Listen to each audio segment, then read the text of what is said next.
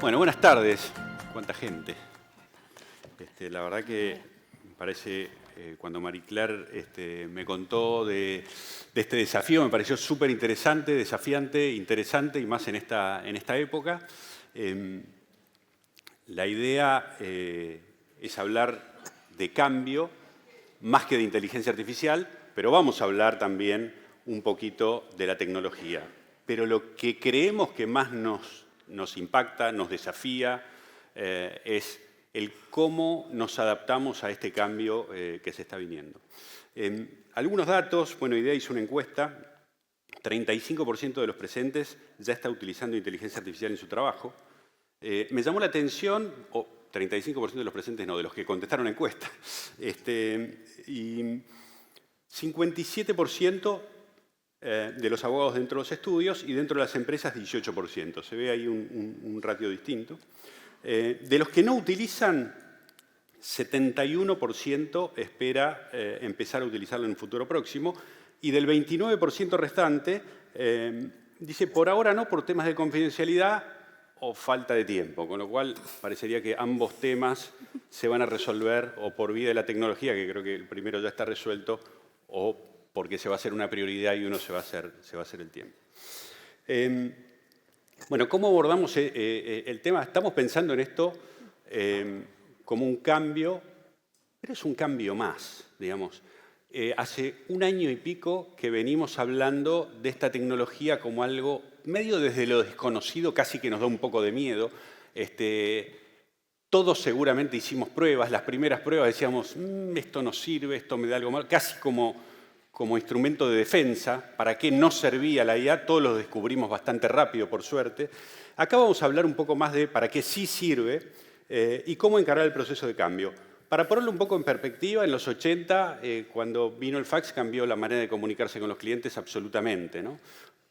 En los 90, cuando vino el correo electrónico y cuando vino Internet, tardó en afianzarse en el mundo jurídico, pero cambió absolutamente la manera en que nos manejamos. De hecho, hoy no podés pensar en que ningún abogado de empresa o abogado de estudio trabaje sin esas herramientas.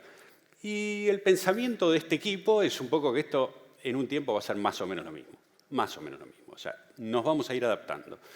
Hoy Karen decía, los abogados son, o somos, decía, late adopters, pero tienen una ventaja. Después le vamos a preguntar y que nos cuente un poco sobre la ventaja de los abogados con esta nueva tecnología.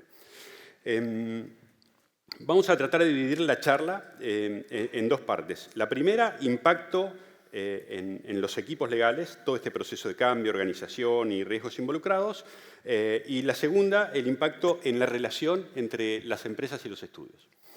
Así que bueno, sin más vueltas, vamos a arrancar con el primer tema. Y un poco para ir precalentando, le voy a preguntar a Marina, que desde Microsoft tiene una experiencia importantísima, pero además han vivido con el posicionamiento que tienen y bueno, siendo uno de el principal accionista, digamos, de ChatGPT y OpenAI y demás, han vivido el cambio un poco desde adentro, digamos, porque fue esa herramienta la que en definitiva generó la disrupción tremenda en el mercado y inteligencia artificial que se venía hablando y viendo desde hace mucho, de repente hoy está al alcance de todos. ¿Cómo ves, Marina, este cambio desde adentro de Microsoft?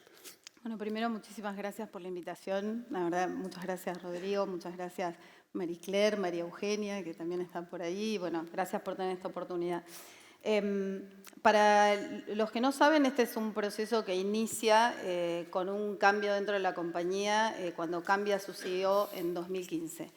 Y entra el actual CEO de la compañía que se llama Satya Nadella. Es un cambio cultural por el perfil del CEO. Y la verdad es que la gran visión y el cambio dentro de la compañía, de una compañía que es una compañía de las primeras compañías de tecnología, de la primera ola, que como decimos siempre, se perdió alguna de las olas en el camino, habiendo sido una compañía de liderazgo por toda su suite de productividad y su sistema operativo, esta persona cuando entra en 2015, él lo que establece en la compañía son dos cosas. Una que es un cambio de cultura dentro de la compañía. Esto es importante para entender cómo entramos en la era de la inteligencia artificial, que es que él dijo, para ser sustentable una compañía de tecnología tiene que hacerse cargo del mundo que está ayudando a crear. Y es lo primero que trajo a la mesa. Y lo segundo que trajo a la mesa es, yo creo que el futuro, o sea, el gran cambio tecnológico viene de la mano de la inteligencia artificial, de una nueva generación, digamos, de una nueva generación de inteligencia artificial. Y empieza en ese momento él, porque realmente él es el gran visionario, a mirar startups de inteligencia artificial en el mundo. Y contacta en 2016 con OpenAI, y OpenAI elige la nube de Microsoft como nube única para su compañía, la startup. Y en esa relación él empieza, digamos, la compañía empieza a conocer a OpenAI, y en ese conocimiento de Sam Altman, etcétera, Satya Nadella ve un valor fundamental y dice, esta compañía va a desarrollar algo distinto en inteligencia artificial para el mundo, y empieza a hacer su camino de convencimiento dentro de la compañía de la necesidad de llevar todas las inversiones hacia inteligencia artificial y hacer grandes inversiones para acompañar a OpenAI. Solo para aclarar, OpenAI es una compañía que es non-profit, pero tiene un sistema híbrido que se llama non-profit y for-profit capped. ¿Qué quiere decir esto? Es un sistema híbrido que se permite a las non-profit para poder generar financiamiento cuando el financiamiento es necesario para el tipo de actividad que realiza la compañía. Y que es que aquellos inversores que invierten tienen derecho a un retorno de la inversión, que no es porque son accionistas, porque no es una compañía con acciones, de acuerdo a la inversión que hicieron, pero eso tiene un cap. Porque todo lo que se hace por arriba de ese cap, que se reparte entre quienes están haciendo la inversión, va a el objetivo original de la compañía, que es non-profit. Entonces, para contar un poco, porque siempre hay una confusión en la discusión del profit o non-profit de OpenAI. Pero ese es el modelo, que es un modelo híbrido y que es conocido y que otras compañías también lo tienen. Microsoft hace una inversión importante en la compañía para sus proyectos y además otra gran inversión que hace es construye la infraestructura necesaria, que es los data centers de AI, con una capacidad que entiende Microsoft que requiere OpenAI para desarrollar los modelos que dice que va a desarrollar y que terminan siendo GPT. Hay algo interesante para contar y por qué es la visión a veces de las personas que son diferentes.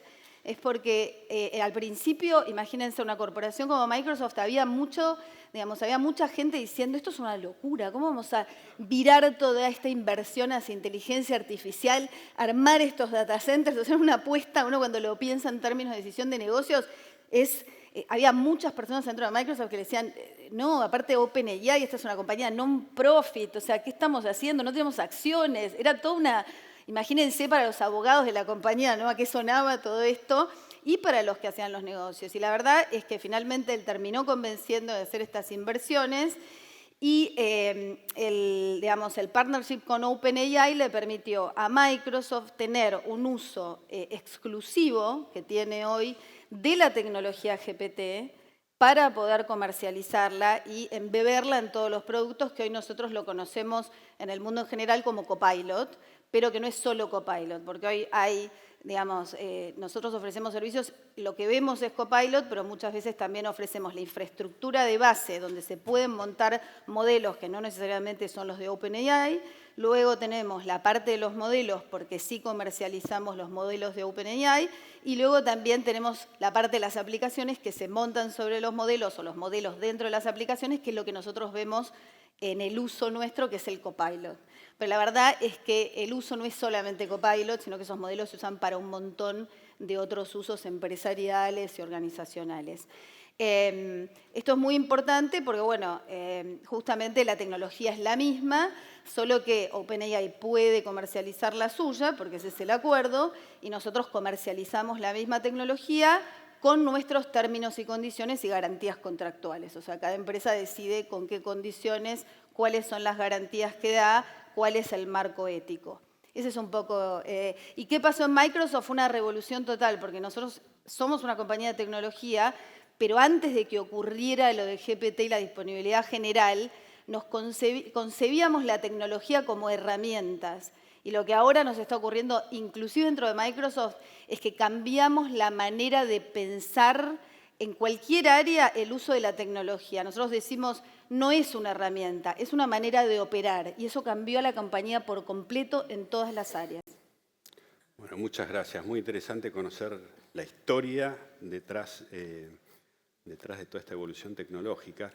Y me gustaría preguntarle a Karen, que pasó por un proceso increíble. Es más, nosotros nos reencontramos después de no habernos visto durante un buen tiempo. Y bueno, yo la había visto en un rol más tradicional, digamos, como abogada de empresa. Y ahora está en Globant en un rol de negocio y bueno, inmersa en todo este mundo tecnológico. ¿Querés contarnos un poco cómo fue ese proceso y bueno, y cómo estás viendo ahora un poco toda esta nueva tecnología? Bueno, primero que nada, gracias también por la oportunidad de estar hoy acá. Buenas tardes a todos. Yo tuve una formación en la UBA, me formé en Derecho Empresarial y Derecho Internacional Privado. Hice la carrera tradicional que varios de nosotros hacemos acá en Argentina. Trabajé en estudio jurídico, me dediqué gran parte de mi carrera a las tareas in-house. Y en algún momento esto de vivir tan cerca del negocio me llevó a hacer un MBA en el SEMA, acá. De ahí que me enamoré de la gestión de operaciones y de la parte de finanzas, y eso me llevó a empezar a querer descubrir todo lo que tiene que ver con la parte de Legal Operations, que es a donde se cruza la productividad con la operación y con, en nuestro caso, con el mundo legal. Me tocó llegar a Globant en pleno momento en el que estaba despegando la inteligencia artificial y tuve la suerte de contar con el apoyo y la generosidad de los founders y de muchos otros maestros que había dentro de Globant para poder ajustar el offering de una de las empresas más importantes de desarrollo de software que hay en la Argentina y, por qué no, del mundo, poder ajustar el offering que tiene Globant a la industria legal. No, Sí. te iba a preguntar, ¿y qué IAs crees que son las más relevantes, digamos, para este mundo, para el mundo jurídico, ¿no? ¿Cuáles son las que ves con más impacto hoy y por ahí un poco a futuro? Seguro. Muchos de nosotros no sabemos, pero ya estamos usando inteligencia artificial. Quizás no es la inteligencia artificial generativa. La inteligencia artificial tradicional ya está inmersa en varias de las tecnologías que nosotros usamos para la revisión de contratos y para la revisión de varios documentos en general. También se usa para propiedad intelectual, para gestión de carteras de propiedad intelectual. La gran diferencia que existe hoy con el auge de la inteligencia artificial generativa es que esta tecnología, además de poder revisar, puede crear contenido y puede razonar y puede aprender con nosotros y sintetizar y en un mismo asistente ir aprendiendo de las interacciones que tiene con cada uno de los abogados. Y eso nos presenta un cambio de paradigma en lo que tiene que ver con la producción de nuestros servicios. Creo que dinamiza muchísimo la manera de trabajar y también plantea nuevas oportunidades de negocio para los estudios y para los propios empresarios que buscan ir a mayor velocidad y a menor costo con este tipo de tareas. Fede, hoy en la charla me dijiste, la IA está cambiando muchas cosas, pero para los que trabajamos con texto va a cambiar mucho más profundo que en otras profesiones o con otros sectores. Desde Mercado Libre y bueno, con la responsabilidad de dirigir un equipo de abogados que es como un gran estudio jurídico, impresionante. ¿Cómo estás viendo un poco este cambio? ¿Cómo los está impactando a ustedes y qué tecnologías adoptaron? ¿Cómo la fueron implementando? Bueno, buenas tardes a todos. También agradezco la invitación y veo un montón de amigos acá que me dio la vida durante la profesión. Me encanta de verlos. Tengo cierta aversión al saco, así que pido disculpas por eso. Será porque en mi primer año en la facultad me suspendieron de la clase en la UMSA por no tener el saco puesto. Así que de ahí me quedó la cosa del saco. A ver, como en muchas de las cosas que hacemos en Mercado Libre, decidimos ser early adopters de este nuevo modelo de inteligencia artificial generativa. De hecho, creo que fuimos la primera compañía que públicamente anunció el uso de Copilot. En GitHub, por GitHub Copilot. De GitHub, exactamente. Es como, esto para nosotros es bueno, le vemos todo el potencial, no nos da miedo, no tenemos miedo de saltar un poquito al vacío en ese momento, que estamos hablando de 1 año y medio atrás, que no es nada, pero parece ya un montón de tiempo en esto, y nos animamos, y de la misma manera nos animamos los abogados. Entonces, lo que nosotros vimos rápidamente es como dos grandes vertientes, dos grandes ventajas. Por un lado, tratar de resolver temas de volumen a través de inteligencia artificial generativa, y por otro lado, buscar como mejor calidad en las cosas. Recién cuando escuchaba la encuesta y una gran parte respondía que no había empezado a usar IA porque no tiene tiempo, justamente es lo que te resuelve. Entonces, les diría a todos esos que se animen y que van a encontrar una solución al problema que tienen hoy. Creo que como compañía, digamos, que a la vez producimos nuestra propia tecnología, tenemos una gran ventaja, que es, tengo un equipo interno de Mercado Libre que me escucha y me dice qué necesitas, en qué estás necesitando para legales. Nosotros te podemos ayudar a armar modelos de inteligencia artificial generativa sin salir a comprar una licencia. Entonces, tenemos mucho soporte interno de nuestro propio equipo de IT que nos ayuda a pensar nuestras propias herramientas sentadas arriba de este nuevo modelo de inteligencia artificial generativa. Que la verdad que, como decía, por un lado creo que nos van a resolver temas volumétricos y por otro lado, no solo hablaría de calidad como del producto final, sino que hay ciertas cosas que por ahí ya no vamos a salir a pedirle a los estudios jurídicos porque una primera versión muy rápida, tal vez revisable o perfectible, la vamos a poder gestionar internamente a través de estas herramientas. En una charla que hemos tenido hace un tiempo salió el tema de, bueno, entonces que no vas a contratar más abogados, sé que de eso vamos a hablar en un ratito, pero digamos, acá no se trata de eso, sino de cómo la tecnología te ayuda a evolucionar como abogado, como estudio jurídico interno que somos para una compañía tan grande que tiene un montón de clientes internos con necesidades para ya mismo. Entonces no te pueden esperar ni siquiera una semana para que le digas si esto se puede hacer o no se puede hacer. Ahí es donde la tecnología históricamente vino a nutrir de herramientas a ese problema, y yo lo que creo es que con esta nueva capa de inteligencia artificial generativa, como decía Marina, eso se aceleró muchísimo más. Entonces, nosotros estamos arriba de esa ola, estamos probando, tenemos muchas pruebas de conceptos que estamos corriendo hoy dentro de Legales Mercado Libre, convencidos que es el camino. Así que por ahí vamos a seguir. Muchísimas gracias. Tengo acá el doble desafío de ir preguntándoles y también contar algunas de las experiencias, porque Marie Claire me dijo, bueno, moderá, pero también contá un poco lo que ustedes hacen y demás. Y una de las principales preguntas es ¿por qué dentro de un estudio vamos a empezar a usar inteligencia artificial? Y la respuesta es súper simple y ya está dicha, productividad. O sea, el único tema es productividad.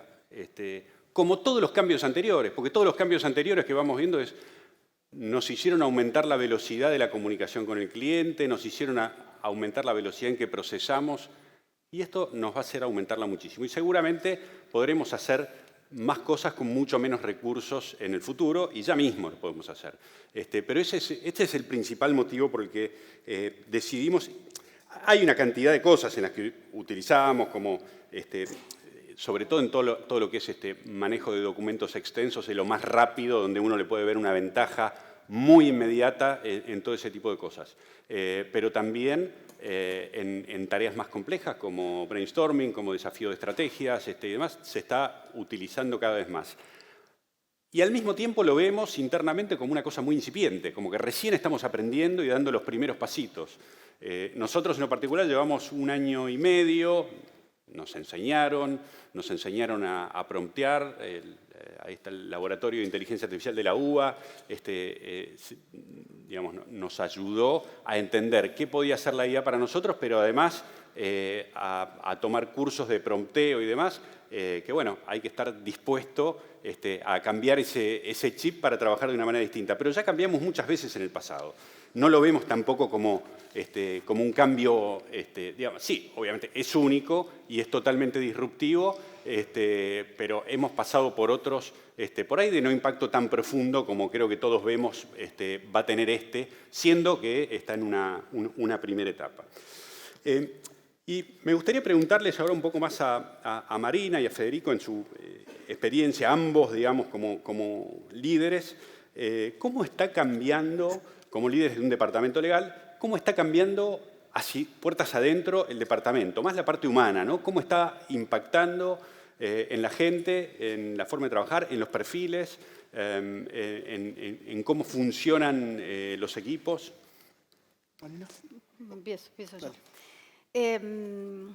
Bueno, como mencionaba recién, para nosotros no solamente el departamento de legales dentro de la compañía está cambiando, sino que están cambiando todas las áreas, pero particularmente para nosotros fue un desafío interesante en Microsoft, en el área de legales, que también tiene regulatorios, asuntos públicos y compliance. Somos más o menos 2.200 personas en el mundo, repartidos en 55 países, aunque tenemos operación en 110 y algo.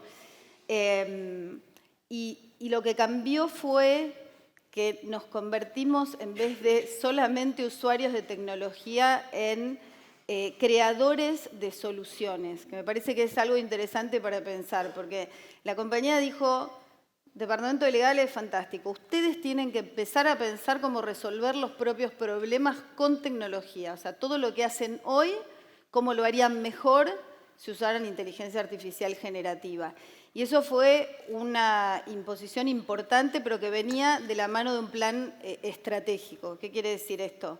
Se creó un plan de comunicación, o sea, el Departamento de Legales de manera estratégica dijo, tenemos que ver cómo va a ser la adopción dentro del Departamento de Legales, creamos un plan de comunicación, identificamos quiénes son los early adopters dentro del departamento en el mundo, y hoy tenemos más o menos 50 personas en el mundo que son los que siempre adoptaban la tecnología primero y que ahora son los champs en todo el mundo. ¿Hay un perfil para eso, de los early adopters? No, porque en realidad es como digo yo, que a mí me gusta la ciencia ficción, a otra persona es un early adopter de tecnología porque le gusta y siempre fue medio geek y siempre lo que salía lo implementaba y tenía una idea sobre cómo mejorarlo. Esas personas existen en nuestras organizaciones. Lo importante es identificarlas porque esas son las personas que luego le muestran al resto cómo poder hacerlo y además es una persona cercana. Entonces uno dice, alguien viene de afuera y viene con una idea estrambótica. No, no. Es alguien que está ahí sentado y que probablemente ya tiene esa capacidad de ser un champ o una champ dentro de la organización. Nosotros los identificamos, creamos un plan de comunicación. Y una cosa para la adopción fue súper interesante. La adopción no funciona si vos solamente comunicás y bajás desde arriba, esto lo tenemos que hacer. No, en realidad la adopción funciona cuando vos lo que empezás es generar engagement y haces un curso, haces un taller, digamos, tiene que ser inmersivo. No funciona la teoría de, bueno, vengo, te digo que lo tenés que hacer, acá tenés la herramienta, dale, usala. Eso no genera un cambio cultural. Este cambio es un cambio importante porque es un cambio cultural. Es cómo pensamos, cómo hacemos las cosas. Y además para los abogados y las abogadas, esto hay que decirlo, este es un cambio importante porque tiene que ver con la idea del monopolio del conocimiento. Y una cosa que tenemos que entender los abogados y las abogadas es que el monopolio del conocimiento se terminó. Entonces, que el valor que podemos agregar es otro, porque podemos agregar un valor. Es el valor que siempre agregamos. Hace un rato hablábamos del tema de, bueno, ¿qué le pedirías a un estudio cuando lo contratas? Lo mismo que yo le quería pedir hace 10 años cuando trabajaba en otra compañía, que es que me traiga valor, que me diga algo diferente, que pueda conversar conmigo, que me conozca. La inteligencia artificial, quiero decir que cuando la personalizás y lo usás, te empieza a conocer. Pero yo todavía quiero tener esa charla. Ahora, nos dices un cambio inmersivo. O sea, sí. Si vienen y me lo cuentan, no cambio. ¿Cómo es ese cambio, digamos, vivido desde adentro? ¿Cómo generás que las personas se adapten a esto? Bueno, es capacitación, programas de capacitación específicos, estos champs que están todo el tiempo generando conocimiento alrededor del uso de la herramienta y compartiéndolo en canales que les llegan a todo el mundo. Cuando vos inundás, digamos, una organización ¿viste? Cuando decís, bueno, estas son mis prioridades ahora. la misma estrategia comunicacional. Estas son las prioridades, cómo las bajo, cómo las personas las tienen que ejecutar. Particularmente en Microsoft nos pusieron en nuestras evaluaciones un punto particular de uso de Copilot, o sea, de uso de la herramienta en nuestras tareas legales. Y es constante. Compartir información, compartir buenas prácticas, compartir, algo muy importante, celebrar y reconocer a aquellos que adoptan la tecnología. ¿Qué quiere decir esto? Cuando me evalúan también por eso. Entonces, si me evalúan por eso, es una prioridad que tengo que tener y a veces parece forzado, pero es como se genera el cambio cultural. O sea, tenés que atacarlo desde un montón de aspectos. Nosotros lo que empezó este cambio como un viaje. Lo primero, ordenar la data. O sea, no crean que porque era Microsoft, toda la información que se había generado en legales de Microsoft alrededor del mundo estaba súper ordenada. La data no estaba ordenada. Primero, data buena, limpia, ver cuáles eran los grupos de data. Nosotros tenemos ejes y divisiones y clasificaciones ahora dentro de Sila. Luego generamos que nos traigan que nos digan los problemas, que nos digan dónde podemos implementarlo y 250 proyectos nacieron de una especie de hackathon dentro de Sila. Y a partir de eso, los líderes dijeron, bueno, vamos a empezar por estos 4 o 5 proyectos. Y como todo en inteligencia artificial, comienza como un piloto. Esto hay que decirlo, no es, bueno, yo ahora voy a implementar todo y tengo que asumir todos los riesgos. No, empiezo por algo. Lo pruebo, itero, lo mido. Nosotros empezamos a medir la cantidad de tiempo que ahorrábamos y la precisión de la respuesta frente a la respuesta que podía dar un abogado para ese tema en particular. Y empezamos con temas menos complejos, más simples y con respuestas que teníamos que dar a preguntas que nos hacían muchos clientes internos y eran de mucho volumen, pero eran de muy bajo riesgo. Está muy bueno el approach. ¿Tenés algún ejemplo? Porque eso de arrancar por algo concreto me parece interesante, sobre todo el que todavía no está inmerso. ¿Cómo arrancás por un proyecto concreto que lo puedas medir después? Y nosotros empezamos, por ejemplo, con un proyecto que tenía que ver con lo regulatorio. Empezamos a hacer una especie de data lake respecto de regulaciones y lo empezamos a usar y a testear para contestar pedidos regulatorios de reguladores. Eso diría que no es muy de bajo riesgo, pero pedidos que eran muy básicos, ¿no? Que tenían que ver por ahí con compliance, esas cosas que uno siempre termina contestando y son medio como formularios que al final siempre termina contestando. Y la realidad es que lo que nos permitió eso es no solamente encontrar la información más rápido, sino que lo que nos permitió también es chequear cómo íbamos respondiendo en otros lugares del mundo, una vez que habíamos limpiado la data y la data estaba en un lugar. Eso fue el principio. Ahora estamos en una etapa en la que creamos una plataforma sola de copiloto para el departamento de legales dentro de Microsoft y establecimos 7 pilotos de 7 temas particulares y los estamos testeando. Uno tiene que ver con las contestaciones de los RFIs, otro tiene que ver con, por ejemplo, tenemos un copiloto que lo que hace es releva todas las opiniones legales de todos los estudios que nos han dado alguna vez una opinión legal en el mundo. Entonces vos le podés pedir que te diga cómo han opinado los estudios legales alrededor del mundo de un tema en particular y te saca y te dice dónde está la opinión legal. Esos son algunos pilotos con los que empezamos. Y empezamos a medir eficiencia, ¿no? Como decía Karen. Muchas gracias. Fede, ¿cómo lo ves vos? A ver, nosotros pasamos por distintos estadios. Lo que les voy a contar es como medio real time, o sea, cosas que nos están pasando hoy. Cuando empezamos a hablar de inteligencia artificial generativa, nos tenemos que tenemos que hablar de 1 año y medio atrás. O sea, como que las Pascuas del año pasado trajeron dentro de un huevo algo que llamaba inteligencia artificial generativa. Entonces, lo primero que hicimos, el primer modelo que intentamos implementar en legales fue, bueno, ok, todo el mundo póngase a pensar dónde puede usar inteligencia artificial generativa. Y la verdad que no funcionó. ¿Por qué? Porque los abogados, digamos, por formación profesional, estamos para abogar, no para pensar cómo la tecnología me puede ayudar. Entonces, después de esa experiencia 2023, decidimos cambiar un modelo distinto, donde, bueno, si Mahoma no va a la montaña, llevémosle a la montaña a Mahoma.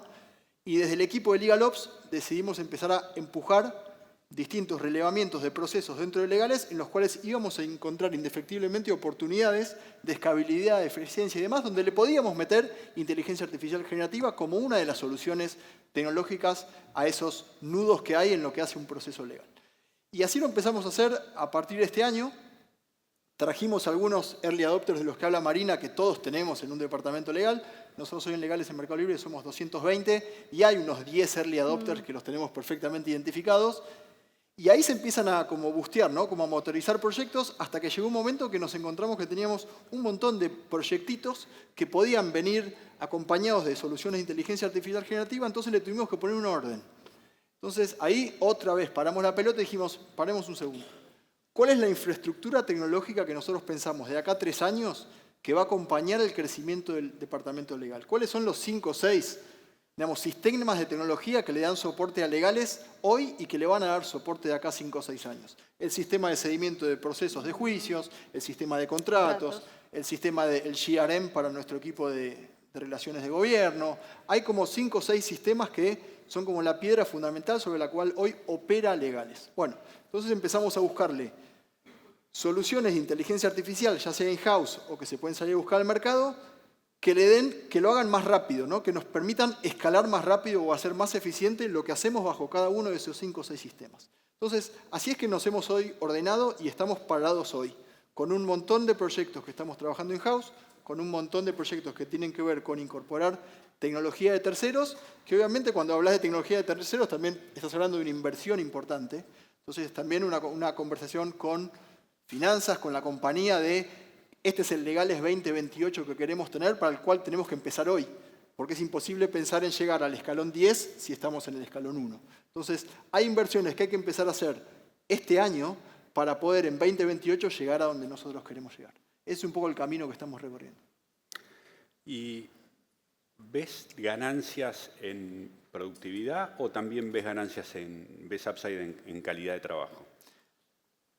Yo te diría, hoy es más productividad que calidad. Hoy lo que nosotros estamos buscando es generar herramientas que nos saquen volumen, o como yo te decía antes, digamos, la consultita chiquita, la consultita rápida es la que por ahí desaparece más rápido. Digamos, esto del asistente, ¿no? Hoy la inteligencia artificial generativa uno la piensa más como un asistente. Che, ¿qué puedo hacer que me quite un poquito de tiempo? O me ahorre un poquito de plata.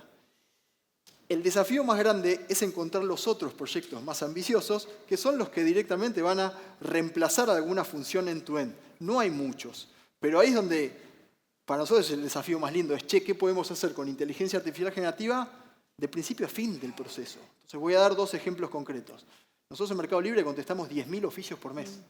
Entonces, eso el año que viene se terminaron los humanos. O sea, todo tiene que ser tecnología que reciba el oficio, lo procese, vaya a buscar la información, arme la respuesta, embargue el dinero, lo transfiera al juzgado y mande la respuesta al juzgado. ¿Hay control humano? ¿O va a haber control humano ahí, no? A ver, la famosa muestreo. Va a haber la famosa supervisión. Todo sistema de inteligencia artificial se recomienda, tiene que tener algún tipo de supervisión. Tal vez sea otra tecnología, tal vez sea humana por sampling, pero siempre lo tenés que supervisar. Para mí, digamos, pensando en el 2025, se acabó ese proveedor que me cobraba por cargar datos adentro de un sistema. Eso lo va a hacer en la tecnología. Y le estoy hablando de un montón de plata que me voy a ahorrar. Y además voy a bajar de 17 días promedio que hoy tardo en contestar un oficio a 3 horas. Entonces también hay un tema de el servicio que yo presto a través de la tecnología, cómo se mejora. No es solo un tema de dinero, ¿no? El ROI viene por los 2 lados. Ese es un ejemplo de algo que estamos trabajando, que es de masivo, digamos, algo masivo, lleno de horas, lleno de humanos que tengo contratados con terceros, algo que voy a internalizar en un proceso end-to-end hecho puramente con tecnología. Y hablando de plata, acá tenemos grandes empresas, grandes estudios, pero también empresas más chicas y estudios chicos. Karen, ¿cómo ves la inversión financiera, la necesidad económica para poder encarar un proyecto de esta magnitud en organizaciones, digamos, que por ahí no tienen ese mismo tipo de espalda financiera? Yo creo que el camino es un camino que va a tener distintas etapas.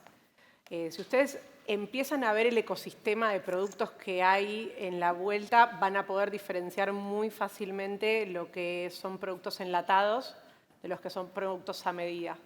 De pronto, un quick win, es decir, una baja inversión con un alto valor de negocio, va a ser empezar a aprovechar los productos enlatados, que a ciertos años vista, tenerlos va a ser como tener el paquete de Office, Sí, o decir que uno usa la función de comparar documentos de Word. Hoy por hoy tenemos que recorrer ese camino de los enlatados. La pregunta que como estudios jurídicos o como empresa, cada uno se va a tener que preguntar a sí mismo es el día de mañana, ¿cómo me voy a diferenciar una vez que ya todos tengamos estos aceleradores? Porque en definitiva la inteligencia artificial es un acelerador de skills. Los skills que comentaba Marina, yo puedo comparar un documento, puedo resumirlo, puedo simplificarlo, puedo agarrar 600 hojas y armar un mail con 10 bullet points. Son todas skills que cada una de los enlatados o de los productos custom made me va a poder dar. Hay una segunda etapa en la que empresas como Globant ayudan a desarrollar la customización más allá del skill en particular, sino que es la customización de tu información. De que vos puedas ir a las opiniones legales que te dieron, que puedas hacer una extracción y hablábamos del ejemplo hace un rato de repente el repositorio de contratos que tenemos con un cambio normativo, un cambio en lo que tiene que ver con indexación en dólares, salir a buscar en un clic todos los contratos que tengas con indexación en dólares y que recibas el advice de cómo modificarlo. Esto es una segunda etapa en lo que tiene que ver con la inteligencia artificial generativa, que es empezar a desarrollar conocimiento propio. Es decir, utilizar la herramienta para hacer asistentes a la medida de tus necesidades. Cuando se habla de inversión, como dijimos, hay enlatados que son mucho más accesibles, después hay proyectos custom made que requieren una inversión un poco mayor. Lo que es importante saber es que en general esos proyectos de inversión vienen con un KPI que fácilmente te demuestra cómo tenés retorno sobre esa inversión. Es decir, que muchas veces nosotros decimos, bueno, no quiero gastar esta plata de buenas y primeras, pero en definitiva cuando vos empezás a ver el tiempo que vas a ahorrar de personas que pueden estar haciendo tareas dedicadas a crear muchísimo más valor, realmente la inversión financiera se repaga fácilmente. Bueno, como veo que, como ya planeábamos, esto iba a fluir, digamos, y teníamos un montón de temas para charlar que no nos va a dar el tiempo, pero no quiero perderme el tema de la interacción o la forma de relacionarnos entre empresas y estudios, ¿no? Que me parece que es un tema súper relevante, que tengo yo la sensación de que es un game changer la inteligencia artificial, porque si bien en los estudios ya venimos trabajando sobre formas de mejorar la productividad, en general la forma en el mundo de los contratos que predomina tiene que ver con venta basada en el costo y no basada en el valor. Y el tema de salir, digamos, de la tarifa horaria y empezar a trabajar con esquemas alternativos, parecería que es una consecuencia de esta necesidad, ¿no? O sea, se acelera la necesidad de mejorar la productividad y como consecuencia nos vamos a empezar a relacionar de una manera distinta, pero que a su vez internamente cambia los incentivos y cambia las prioridades. ¿Cómo ven ustedes desde la perspectiva de las empresas? Esa es mi visión por ahí desde un estudio. ¿Y cómo ven ustedes que esta tecnología va a afectar, cambiar la manera en que nos estamos relacionando estudios y empresas? Fede, te doy la palabra. Gracias. Yo lo que creo es que lo que va a cambiar es el por qué pagamos. Digamos, para qué es lo que buscamos del estudio. Marina, vos bien decías, hay algo que no cambia hace 10 años, que es ese valor agregado que te da el estudio jurídico. Bueno, esa es la pregunta que nos tenemos que hacer. ¿Cuál es, bajo este nuevo paradigma, el verdadero valor agregado que me da el abogado externo? Esa es la gran pregunta, más que hablar de un sistema, digamos, un sistema de tarifas, sino que yo creo que realmente lo que va a cambiar es eso.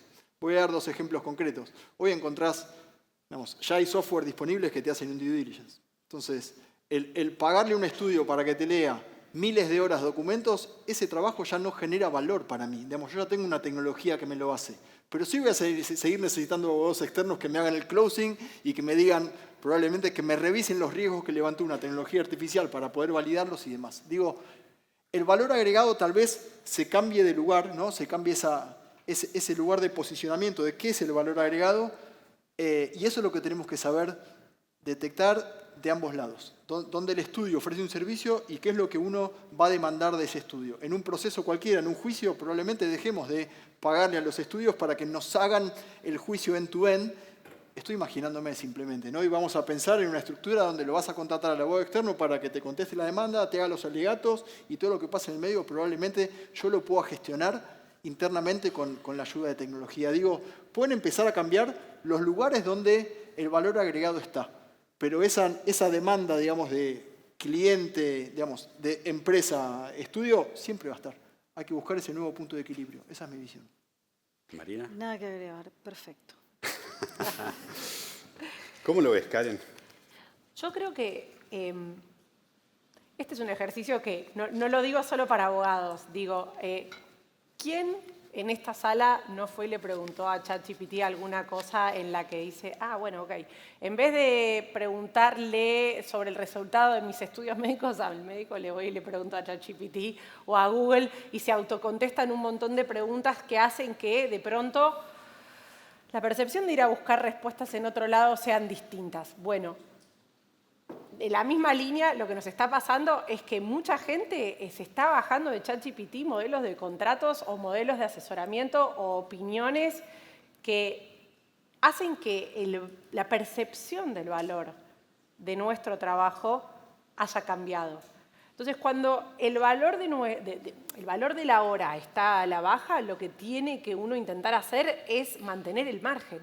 Y mantener el margen tiene que ver con aumentar la productividad. Y la productividad tiene que ver con buscar herramientas que te ayuden a producir eso que es irreemplazable, porque hay que ser claros, el criterio, la valoración de los hechos, el expertise en una materia muy específica no va a ser nunca reemplazado por la tecnología. Todo lo otro, todo lo que sí puede ser reemplazado, uno tiene que estar sharp. Tiene que estar pensando en cómo va a ser más eficiente en un mercado cada vez más competitivo, en donde cada vez van a haber otros players que van a estar tecnologizados y en donde la percepción del valor de la hora es cada vez menor. Entonces, para algunas cosas vamos a tener que seguir pensando en que el valor de la opinión es relevante. Para otras tareas repetitivas que no agregan valor, tendríamos que ya estar pensando cómo vamos a hacer para automatizarlas. Hay muchos que piensan por ahí, esperemos un poco, todavía esta tecnología va a estar mucho más barata y además hoy me produce un beneficio, pero en el futuro me va a producir un beneficio más grande, cosa que es cierta. ¿Qué piensan? ¿Qué le decimos a los que piensan de esa manera? ¿Cuál es la mejor forma de buscar tu momento, digamos, para meterse e invertir en esta tecnología y generar el cambio? Yo creo que hay ciertos puntos en los que hay que tener los reparos que la profesión nos exige. La abogacía es una profesión reputacional. Todos nosotros sabemos la importancia de la confidencialidad, de la privacidad de los datos, de mantener sistemas seguros. Y en eso creo que hay que hacer un llamado a la reflexión. Hay ciertos modelos de inteligencia artificial gratuitos cuya información entrena modelos que son abiertos. De pronto poner la información confidencial de un cliente adentro de un modelo abierto supone un riesgo que nosotros tenemos que tomar conciencia y saber que en general los modelos cerrados o los modelos pagos o los modelos que se desarrollan custom made lo que buscan es proteger la información, la privacidad de los datos y en algún punto le agregan, seguramente con la inversión en consultoría que este tipo de implementaciones trae, la asesoría en cuanto a seguridad. Sí. Bueno, ya me pusieron el cartelito de tiempo cumplido, así que bueno, teníamos más cosas obviamente para charlar y bueno, fuimos tratando de privilegiar las que creemos que más les podían interesar. Muchísimas gracias, IDEA, muchísimas gracias, Marie Claire, Eugenia y a todo el equipo de organización y bueno, muchísimas gracias por hacer esto juntos. La verdad que creo que fue muy interesante, por lo menos para mí, fue muy interesante. Gracias.